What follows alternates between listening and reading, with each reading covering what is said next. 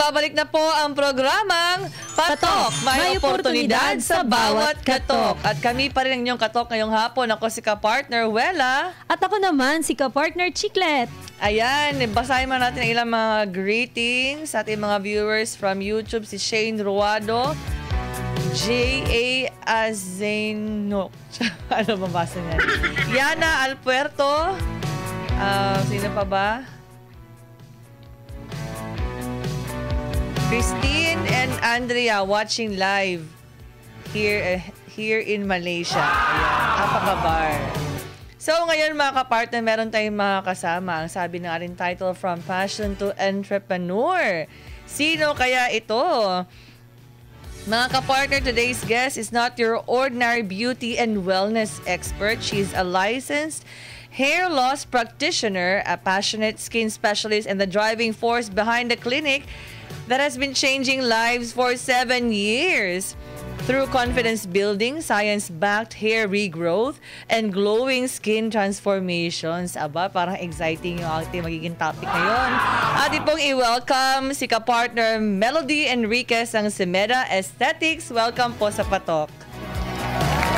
Good morning or magandang araw, ka-partner Wella and ka-partner Chiclet, and then sa lahat din ng nakikinig sa atin today. Good morning sa inyo. Baka meron ka pang gustong i-shout out. Shout out sa lahat ng mga nagtatrabaho sa amin, sa aming mga mahal na staff ng Semeda. So ito pag-usapan natin, ang sabi dito, From Passion to Entrepreneur. So ano yung parang konting history nito? Okay. I started as a medical esthetician, no? So my passion talaga is to make people beautiful. Parang I'm happy with, you know, pag nakikita kong napapaganda sila. So doon ako nag-start. And then What year po ito? I think that's 2016, no? 2016. So we started Semeda in 2018. So 7 years na, running 7 years na this October. So nakakatuwa naman kasi maraming clients na pabalik-balik, regular clients talaga na bumabalik yun. And just to give you a background, I'm a trichologist. Okay, I'm a board-certified trichologist or a hair loss practitioner accredited by IMSIM or International Medical School of Integrated Medicine, and also completed a course in aesthetic in Indonesia. I'm also with IAT or International Association of Trichologists in USA. Yun. And then so I help people with their skin and hair problem, more on natural approach tayo with the hair, and also effective treatments. Yun. That's why we have lots of clients na bumabalik sa atin. Yun. So expert talaga. Noon bang, I'm just curious, yung mga kabataan mo, parang mahilig ka na ba mo paganda? O yeah, parang tumutulong ka na ba sa mga kapwa mo kabataan na gusto ko maganda? Yes, so parang nagme-makeup ka, nakakatuwa. So syempre as we get older, parang napaisip ako, parang they need more than that. Tsaka they need more on personalized kasi every person is different eh. So yes, parang iba na, hindi lang makeup. Kailangan iba-ibang yan, personality. Yes, so nag-start lang ako sa ganun na parang, ay, nakakatuwa na pag gumaganda sila. So, parang doon lang, yung passion ko lang na making them beautiful. Tapos, nafe-feel ako na happy. Pag nakita kong happy sila. So, sa ganun siya nag-start. So, ano ba, I decided to, how can I, you know, maging mas effective ako sa ganito. So, that's why I decided to take these courses. Ayun. Sa ganito bang klase ng business, ano sa tingin mo ang karakter na dapat meron yung kagaya ninyo? Actually, patience, no? Kahit sa anong business, kailangan patience, syempre. Hard work, tsaka yung dedication, tsaka yung pagmamahal mo dun sa work. Kasi pag hindi mo siya mahal, diba, parang wala lang. Tsaka yung passion mo talaga, ito yung gusto mo. For you to be successful, kailangan mahal mo yung ginagawa mo eh. Tsaka you enjoy doing this. Yun yung maganda, yung enjoy talaga. Nag-e-enjoy ka. You don't consider this as work. Diba? Parang, ay, ito siya maganda. So, pag pumapasok ka, parang masaya ka. Oo. Hindi siya pilit. Excited ka. Yes, excited Oo. ka. New clients, new problem, or meron kang ma-offer na maganda, excited ka. Pag nag-i-improve yung skin nila or yung hair nila, at bumabalik sila, nasasabi nila, your treatment is effective and personalize yung approach mo, hindi yung pare-pareho lang na ito yung problem mo, ito. So, parang hindi siya ganun ka-standard. So, pinag-aaralan talaga. Yes. Pag nagbi-business talaga, kailangan problem solver. Yes, Diba? so, problem solver. Tama talaga. Yes. Kapartner Mel, sa dinami-rami na ng mga hair and aesthetic ngayon, ng mga wellness, so paano nyo nasasabi na stand out pa rin ang Semada Aesthetic? Stand out maybe because nga personalized kami. Hindi kami standard na pag sinabing ito yung kailangan nila, ito lang yung mau-offer. And tinitignan namin yung overall health nila. Kunyari ang problem niya, kunyari lang, no, example is acne, no. Acne, so ito yung treatment mo. Hindi pwedeng ganon. So titignan mo ano yung root cause, bakit siya nagkakaroon ng acne, bakit patuloy-tuloy yung acne niya, bakit ganito, ano yung problema niya. So we check everything. So kung ano talaga yung pinagmulan. So yun muna yung aayusin natin bago tayo magbibigay ng ibang treatment. It's a plan eh. Hindi siya parang, ito treatment, ito na siya. So ganon din sa hair, no? So bakit sila nagkakaroon ng hair loss?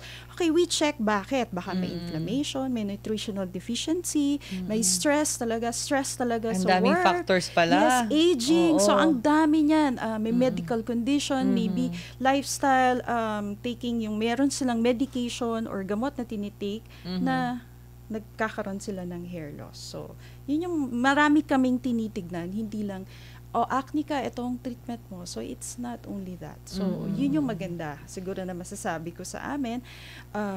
Kaya marami naman nagtitiwala. Thank you so much naman doon. Out na kami ng 7 years, diba? Kung wala nagtitiwala. Kaya na naitanong ko off-air, bakit Semada Aesthetics yung pangalan? Well, Semada, it's a combination of our names kasi in the family, like me and my husband, so it's a combination. So, parang cute naman siya, medyo unique, no? So, we decided na yun yung name niya. So, ano yung mga ino-offer ng Semada Aesthetics? We offer actually hair and scalp, yung mga problems sa hair loss, scalp condition na problema, and then of course, focuses din sa mga problema sa skin, like they have melasma, no, acne scar, so lahat ng yan. No? We also have doctor's procedure like Botox, and medyo advanced na ng konti yun, no? Botox, threads, fillers, and all yun. Mga ganon. Kapag sinabi kasi ko partner na personalized, alam natin yung nasa isip ng mga Pilipino na medyo mas mahal yon. So, meron ba tayong mga kapamaraanan para makaya pa rin ng mga kapartners natin yung ganitong serbisyo? Yeah, yun ang maganda sa Semada, no? Hindi kami sobrang mahal. Just right lang yung presyo namin. Hindi siya yung, kasi ganito, personalized, hindi ibig sabihin na mahal, no? Masasabi ko na affordable ang rate namin, kahit pa sabihin mong ito yung severe na yung acne or severe yung problema, binibigyan din namin sila ng option na ito yung price natin, ito yung pwedeng ma-expect natin, so yung ganun. Meron kaming treatment plan, so tinatry namin tulungan sila na hanggang sa kaya na natin matulungan sila. Meron bang mga instances ka partner na nahihiya aminin yung kliyente na yung may problema siya sa hair, and then paano nyo po natutulungan emotionally and physically po yung Okay, so far hindi naman masyadong nahihiya, no, based sa experience ko. Basta pumasok sila ng clinic, sasabihin nila, so we ask them, we interview them, no, kung ano yung nakikita nilang problema. But of course, by just looking at them, meron na akong idea. Yes, by just looking at them, meron na akong idea kung ano yung problem niya sa buhok. Majority is the genetic alopecia o yung tinatawag nating namana, no. Sa atin is I can say that 90% ng hair loss is genetic. Namana natin sa either mom or dad natin, or basta may genetic history tayo. Male o male?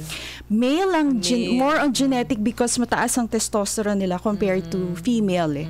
So usually ang female pagka medyo nagpe-perimenopausal na or menopausal na sila, doon sila nakakakita, pumupunta sila sa clinic na ay parang medyo yung hiwa nila sa gitna lumalaki na, no? Or kung younger naman, we have to look to ano yung main cause or root cause bakit nagkakaroon ng hair loss at a very young age. But usually genetic pa rin, no? Nadadagdag maraming factors eh kasi stress, medical condition, yung mga problema nila, nutritional deficiency. Na kinakain, may ganun din ba? With sa food, wala naman masyado na gano'n na problema sa pagkain. Pag may kinain sila, mag-hair loss. Hindi, unless siguro if there's an allergy with that. So, kailangan talaga to ka-partner may personal consultation? Mas maganda, maganda talaga. So, pagpunta nila, at least by looking at them, no, kasi may mga part din ng buhok natin masasabi na kung ito ay telogen effluvium or hindi na tawag natin nutritional deficiency, no, or meron silang autoimmune disorder or yung tinatawag nating alopecia areata, or genetic alopecia. Napakadami kasi madami siyang klase ng alopecia or yung tinatawag na hair loss or hair thinning eh. Marami siyang klase at marami ring factors, no? Hindi lang yun. So that's why pag kinausap natin sila, so tatanungin talaga natin sila lahat, trabaho, meron bang significant event sa buhay nila na nag-cause ng stress, no? Are they taking this or that, yung ganon. So we have to look into all those mga pwedeng maging cause kung bakit sila nagkakaroon ng hair loss. Ganon din with acne, no? We ask them, very stressful ba? Ano ba yung activity sa school? Saan part yung acne nila? Nasa forehead ba? Nasa cheeks? Kasi meron din yan, no? Pag hormonal imbalance, usually nasa more on the lower part of the face. Yan. Ganyan sila. Curious lang ako, paano syempre nasa digital world na tayo or digital era. So, meron pa rin tayong mga kapamaraanan doon ka-partners para may consultation pa rin para sa kanila. Yes, we do online consultation pag ganyan mga Viber. Of course, we use Viber, Messenger, yan mga ganyan. Instagram, they can message us anytime, lalo na sa Facebook. Mas active tayo sa Facebook. Tsaka sa Instagram. Ano yung pwede mong ma-share na story ng parang very mahirap na problem ng isang patient and then naging successful? Tapos may nagkaroon ka ng napakagandang feedback. Okay, siguro ang masasabi ko is yung isa nating pasyente or client sa clinic na nagpapa-treatment siya, no? Although kasi the first thing that we do, of course, we interview her, no? Anong problem niya? Of course, the age, and then kung may genetic history sila, and then of course, kung ano yung usually lifestyle, no? Trabaho, ano yung medication, lahat may medical problem, ganyan. So, lahat yun wala, no? Wala tayong nakitang problema based doon sa interview, no? But usually kasi sa ganito kasi, we usually advise pagka hindi nag-work talaga, few sessions pag hindi nag-work, that we advise the blood test, no? So with this patient, hindi talaga nag-work, no? Bakit hindi? So, after few sessions, kailangan mo, of course, re-evaluate bakit, anong problema, no?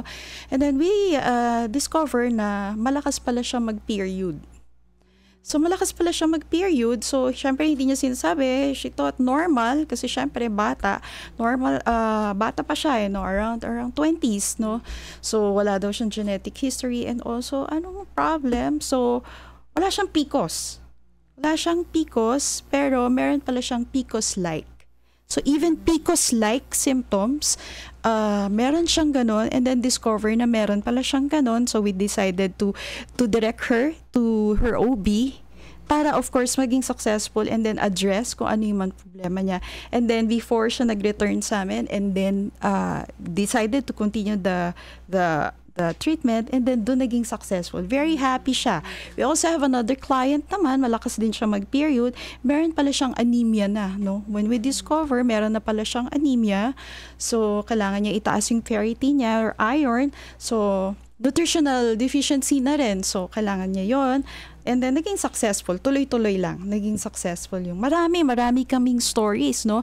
Meron kaming nag-exercise, no? Nag-exercise siya. Talagang very active pagdating sa exercise.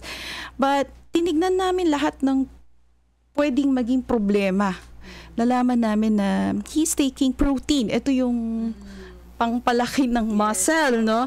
So, actually, it can also cause hair loss. So, nung makita namin, we request him na kung pwede muna stop for a while, let's see. And then, nakita namin na very effective pa rin yung treatment natin. Of course, aside from the clinic treatment, we asked them also to, kailangan din nila ng hair or home treatment, yung mga ganyan. Parang home care, no? Aside from, kasi before they go back, before they go back sa clinic, kasi it would take like 3 weeks, 1 month, no, to 1.5. So, ano yung ginagawa mo doon sa bahay? So, kailangan din natin ng mga hair products or hair home care. That's why we decided to come up with this mga home care treatment sa ating bahay. Oh yeah, we have meron po kaming DHT blocker na tinatawag. It's a natural DHT blocker kasi like us, we are trichologists, no. Ang approach namin is more on the natural. We hindi kami focus sa medical or pharmaceutical or yung tinatawag natin drugs. More on the natural approach tayo. That's why we come up with this. Mas natural yung ingredients nila, like rosemary, so palmetto. It's a natural herb, no. Lahat sila vegan and organic. So very happy ang mga clients namin, especially with the rosemary ingredients and the saw palmetto, which can block the testosterone sa mga male, no. And also sa mga female, lalo na yung mga may hormonal imbalance, perimenopause and menopause. Meron siyang studies, the rosemary, na i-equal siya with minoxidil. No, because yung mga nagkakaroon ng hair loss, parang ang una nilang band-aid for that is, or una nilang treatment, bibili kami ng minoxidil. No, it's a drug actually, no. So, this one, it's natural. So, quality yung rosemary natin, hindi mo lang siya basta-basta mabibili somewhere else, no. Quality kasi siya. That's why mafe-feel mo actually after how many uses, mafe-feel mo siya na nag-work talaga sa hair mo. It also address yung mga dandruff, psoriasis natin sa buhok, no. Yung mga dermatitis natin sa scalp, so natitreat din niya. That's why we come up with this product. And we're very happy because this is 500 ml. Yes. Usually, no, this is shampoo and conditioner. And we have also a hair oil serum. And we are coming up with a new product which is hair serum na siya. Parang water na siya na hindi mo na siya kailangan paliguan after. So this coming quarter, we'll be coming up with that new product po. Yun. So, happy naman yung client namin once na bumili sila. Di na sila gumagamit na iba Parang continuous. Once, twice a day? Yeah, every day you consider it it's a shampoo and conditioner. So, every day, the right, ang pinakatamang pag-shampoo talaga natin, no, ay nagdidepende talaga sa condition ng scalp natin. Di ko pwedeng sabihin, every day you can shampoo, no? But ideally, sa mga may hair loss problem, dapat every 24 to 48 hours. Kasi minsan nagbi-build up tayo ng demodex, bacteria, fungus sa ating buhok. So nagbablock siya ng hair follicle instead na tumubo ang ating buhok. So usually, we ask them to shampoo their hair 24 or 48 hours. Pero hindi yan lahat for everyone, no? Not for everyone because iba kasi nagda-dry yung hair So you have to consider that also. So personalized talaga. So you have to, hindi para sa'yo, para sa kanya, pare-pareho. Ganon siya. Iba-iba yung hair type. Yes, yes, correct. Iba-iba na solution. Yes, iba-iba. So kailangan talaga dyan, mga expert talaga yung gagawa. Ano naman itong... Okay, this is our skincare products. No, we have this for melasma. We have this for acne. And nakakatulong din, of course, we have the Botox serum which is nakakatulong din for the scar na bumababaw siya. No? Yun. Ito yung mga paulit-ulit na products na kinukuha ng ating mga clients sa clinic namin. Yan. Very effective. Yes. So we nag-come up kami nito during the pandemic then because hindi sila pumupunta sa clinic. So we decided to come up with this product also. That's one of the reasons. Kahit yung buhay na scars?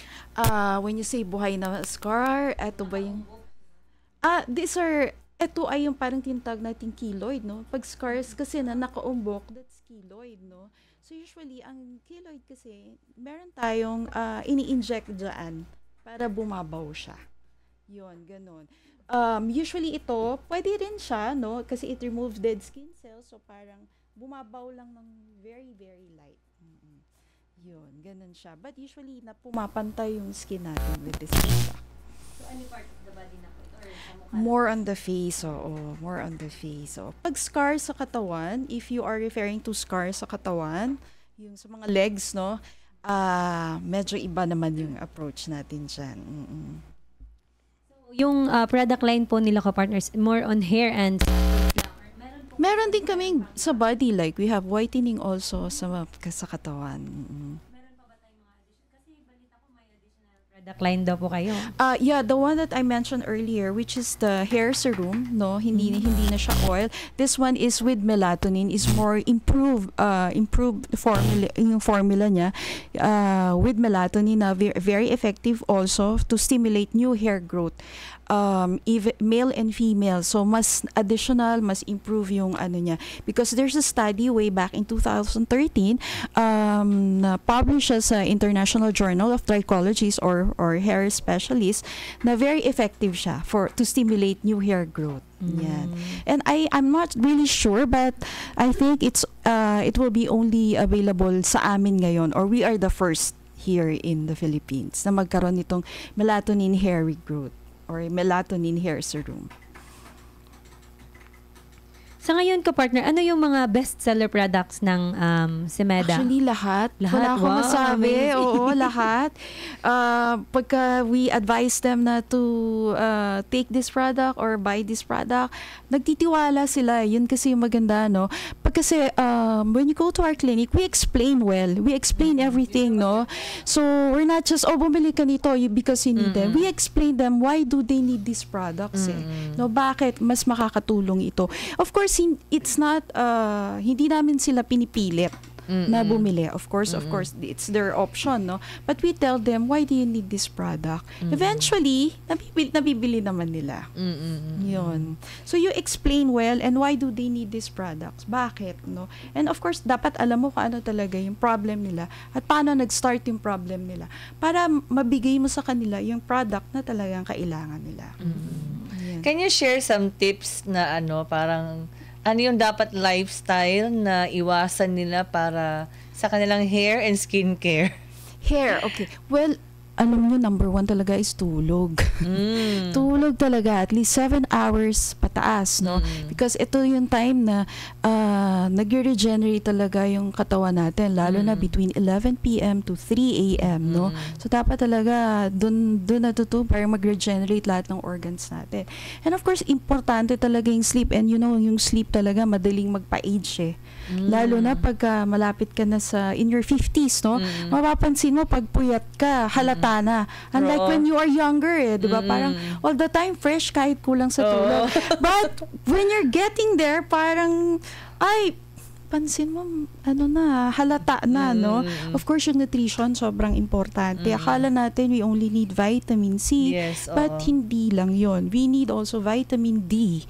Karamihan sa mga Pilipino, kulang ng vitamin D. So, na-overlook natin yon, but it's also important for the hair growth.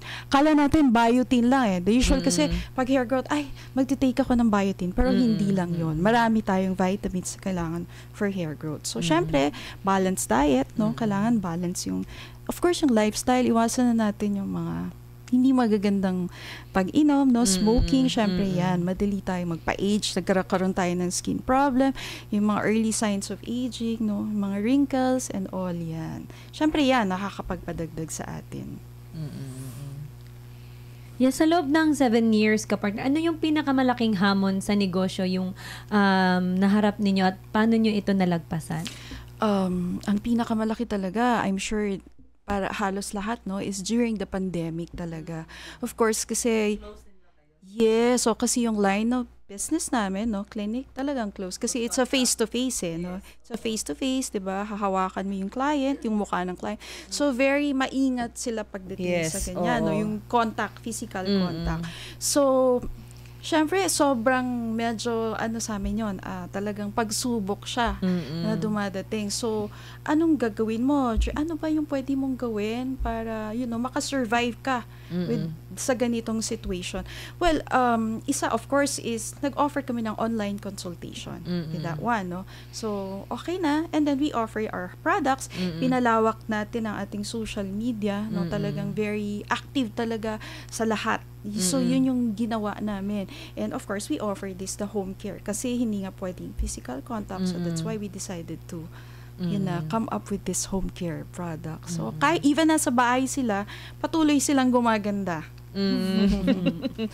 Actually, nung pandemic, sabi nga nila, yung mga skin and hair care, yung parang medyo patok na patok talaga. Yes, kasi nga bawal ang physical contact nung time na yun. Tsaka walang ibang magawa, nasa bahay lang eh. Yes, magpaganda na lang, maglinis. Nila, ay naku, hindi ako makakapag-facial, so ano yung pwede kong gawin? Yun. So, yeah.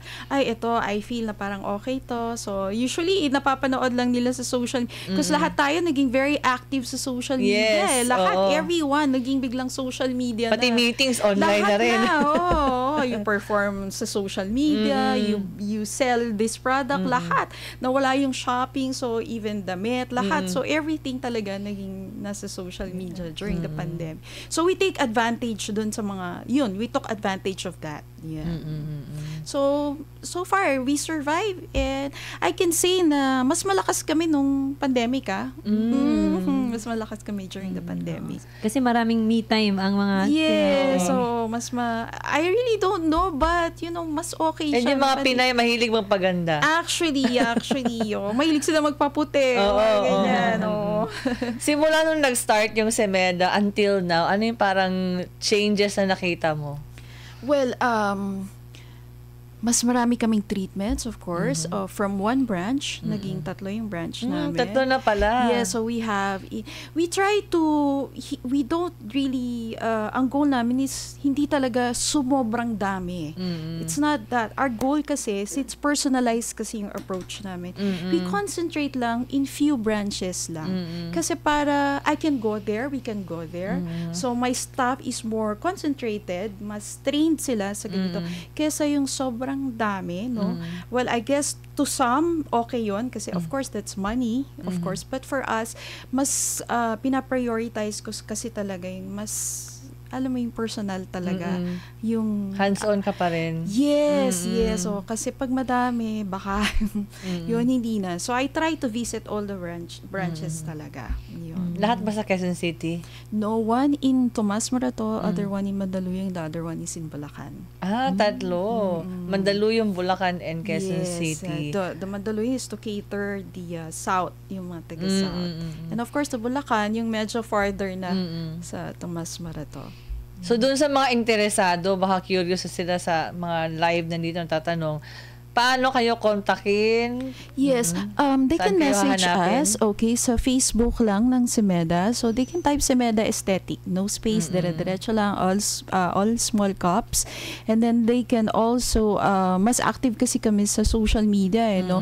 Wala na masyadong tumatawag, but if they feel like calling us, they can call us at 0906-071-5567. Ayan. That's our parang main line for all the branches. Ayun. Semeda Aesthetics para sa inyong hair and skin care. Yes. Doon naman sa mga gustong mag-start ng kanilang sariling negosyo, anong pwede mong i-share na advice sa kanila? Anong dapat nilang paghandaan? Well, dun sa mga gustong mag-start, baka medyo takot sila no?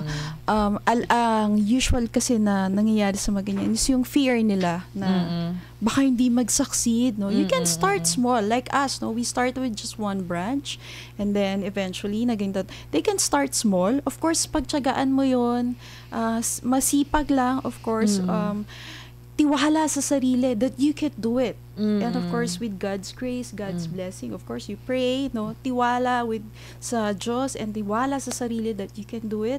You can start small and then pwede mo siyang palakihin. Ayun. Kasi iba parang gusto nila bongga agad. Boom ka agad. Hindi. Tsaka minsan takot sila no? Pero pag hindi takot sila mag-fail. Yes. Pag hindi ka kasi nag-take ng risk, hindi mo malalaman na pwede pala. So, tiwala din. Tiwala sa sarili that you can do it. And of course, hindi siya magic no? After few days, few weeks, okay, hindi siya ganun. So, talaga pagtsatsagaan mo siya.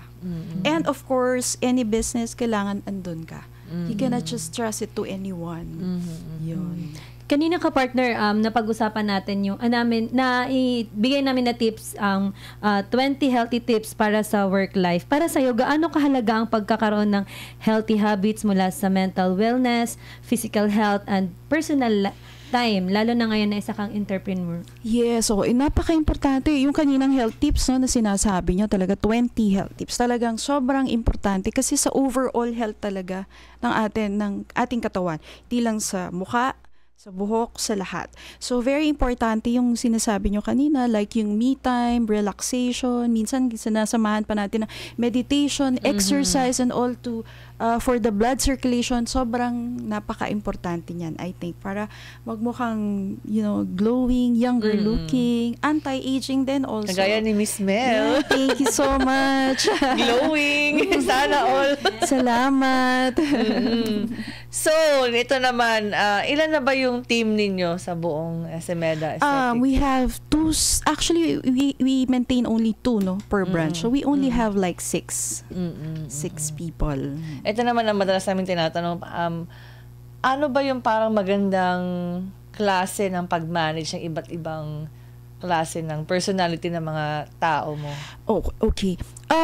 Sa mga tao, we treat them as parang kapareho namin or ka-level natin. We don't treat them na, ay, tao kita, mas gano'n. Hindi gano'n Kasi para sa akin, sila yung tumutulong sa amin. For me, kahit sino man sa aming mga staff, we have nurses, we have, para kaming pantay-pantay. Hindi ako above them. Yun yung masasabi ko. So, nafe-feel nila. That's why siguro nagkakaroon sila ng malasakit, unang-una, malasakit and concern sa anumang ginagawa mo, yung support nila, and then I support them. Kasi hindi lang sila yung tutulong sa akin Sobrang grateful ako with our people kasi tinutulungan namin sila in a way para, of course, makasurvive sila and also help their families. Ganon din sila naman sa amin. So, it's a two-way dapat. So, communication dapat open din. Pero you don't treat them na parang lahat okay. Of course, there's still rules sa ating mga kumpanya. So, we implement din. And we explain to them bakit kailangan, and bakit natin kailangan i-follow. Yun. May boundaries pa rin. May boundaries pa rin. Kahit nasabihin mo na parang pare-pareho kayo, lahat kayo nasa learning experience and ikaw din, sa kanila, sila din sa'yo. And doon, madalas nararamdaman yan ng mga client.